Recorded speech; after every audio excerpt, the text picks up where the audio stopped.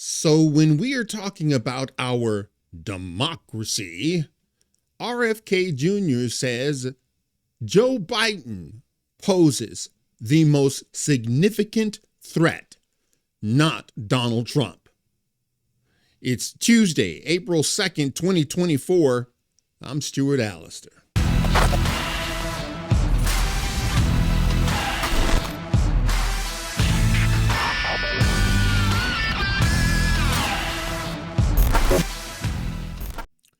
From the Daily Wire, RFK Jr. Biden absolutely is much worse threat to democracy than Trump. Now, we're going to listen to it because this is worth listening to. It's one thing when you hear that somebody's brother or cousin or a second cousin or the man down the street around the corner, it happened to them. RFK Jr. is going to tell you what Joe Biden administration did to him personally. Okay? Anyone who can still, with a clear conscience, vote for Joe Biden and his Keystone Cop administration, I don't know what's wrong with you. All right, before we get into it, why don't you wreck that like button, subscribe to my channel if you haven't, and press that notification bell so you never miss an episode. But do you really believe that when people talk about the threat to democracy that Trump poses, do you really think that that is an equal evil to Biden? I mean, listen, I can make... Hang on a second. I have to say this as a disclaimer. The framers thought that democracy was the lowest form of governance, that it was garbage. We do not have a democracy. We are a constitutional republic. And they continue to hammer that. And it's boggling to me that people still buy it. And I gotta believe that RFK Jr. knows this is not a democracy, but he's playing along anyway. The argument that President Biden is a much worse threat to democracy. And the reason for that is President Biden is the first candidate in history, the first president in history that has used the federal agencies to censor political speech, so to censor his opponent. I can say that because I just won a case in the Federal Court of Appeals and now before the Supreme Court. It shows that he started censoring not just me. 37 hours after he took the oath of office, he was censoring me. No president in the country has ever done that. The greatest threat to democracy is not somebody who questions election returns, but a president of the United States who used the power of his office to force the social media companies, Facebook, Instagram, Twitter, to open a portal and give access to that portal to the FBI, to the CIA, to the IRS, to Tsae, to NIH, to censor his political critics. President Biden, for the first president in history, to use his power over the Secret Service to deny Secret Service protection to one of his political opponents.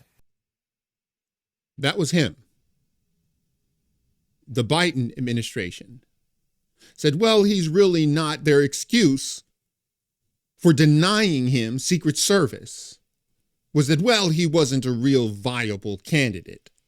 He's literally one of three now. What's holding you back now? By the way, he's had threats on his life. RFK Jr.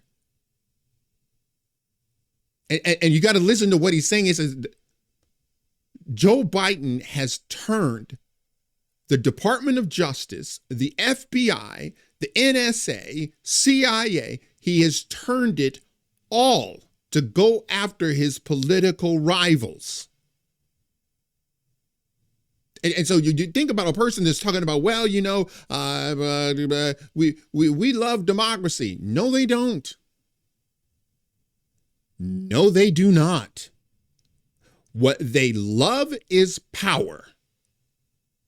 For political reasons, he's weaponizing the federal agencies. Those are really critical threats to democracy. Donald Trump, of course. But do you really? Now, at the end of that, you hear what she says? Yeah, but Donald Trump.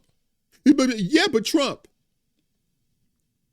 Anyone at this point, knowing what we know about Joe Biden and the Biden crime family, still voting for him, I have to believe that you are either one of two things. Utterly ignorant. You don't know what's happening in your country, which is okay. Or you're a Democratic operative and you're perfectly fine with destroying the country. Because to you, the only thing that matters, the only thing that's real is power. Now, when you're talking about the threat to America, I need you to read this headline because this is fascinating. I didn't do that. Biden says he did not declare this Easter Sunday as Transgender Day of Visibility. He said, I didn't do it. It wasn't me. He literally said that wasn't me. I didn't do it. Once again, you're talking about the threat to democracy. And in this instance, it's more about the free exchanges, the free exchange of ideas, because that's really what we're talking about. The free exchange of ideas, that you have a robust, almost violent debate about the issues, and then whichever one wins, wins. This is why the left doesn't like debating, because they know that socialism doesn't have a leg to stand on. But you got to see this. He is telling you point blank, I didn't do that. I never declared Easter Sunday the Transgender Day of Visibility. I didn't do that. The reason he could do that is because he knows the media is going to come cover for him. The reason he can outright lie, we're talking about democracy. The reason he can say that is because he knows CNN and MSNBC, they are going to run cover for him. But not here.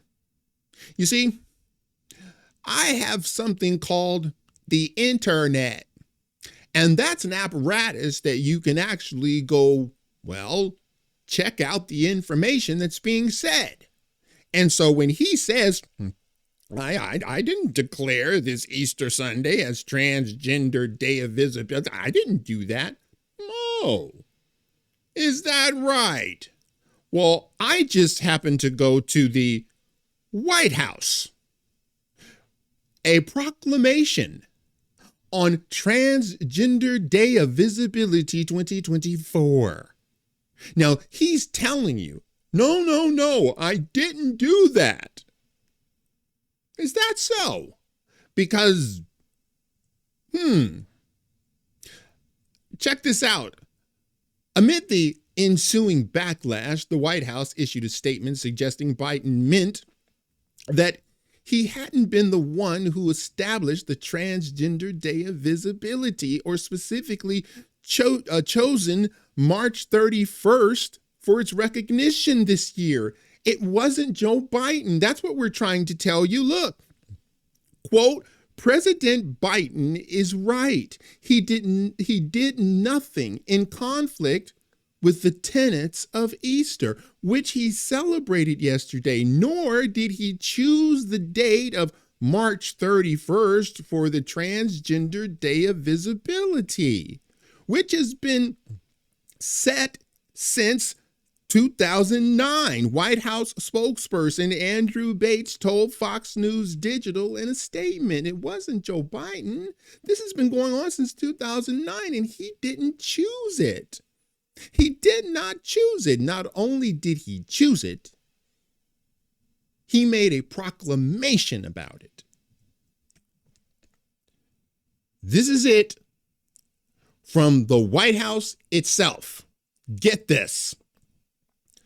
Now, therefore, I, Joseph R. Biden Jr., President of the United States of America, by virtue of the authority vested in me by the Constitution and the laws of the United States, do hereby proclaim March 31st, 2024 as Transgender Day of Visibility. I call on all Americans to join us in lifting up the lives and voices of transgender people throughout our nation and to work towards eliminating violence and discrimination based on gender identity.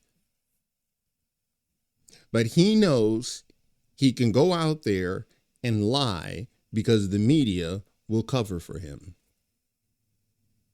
And that took me 10 seconds to go check. He literally made a presidential proclamation that March 31st, 2024, that specifically designates Easter Sunday, 2024. This is what they're trying to confuse you with. No. You see, Easter falls on all kinds of different days, and it's never it's not going to be on the 31st next year. I know. That's what makes this proclamation so damning. For the year of 2024, that is Easter Day. It was done on purpose because this is the most anti-Christian president to come down the pike.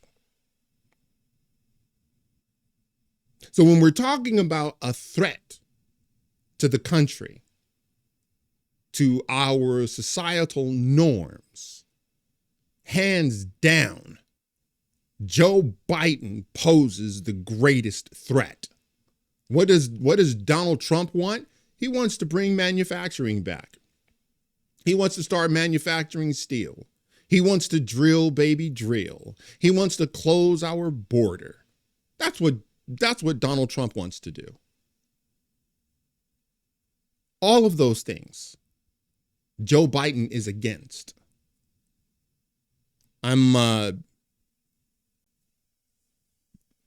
Those of you out there who still feel the need to vote for this guy, where he just lies with impunity, again, because he knows that the media will cover for him. But I don't understand how you can vote for him. Just the regular guy. I don't get it. I mean, what are you getting out of this? No, seriously, like, what are you getting out of this? It can't be cheaper gas. It's not lower prices on your grocery bill. It can't be the cost of living. So what are you getting out of this? Unless, and this is what my suspicion is, you make enough money to absorb these horrible, god-awful policies. That's what I think is happening. When you make enough money to absorb bad policy.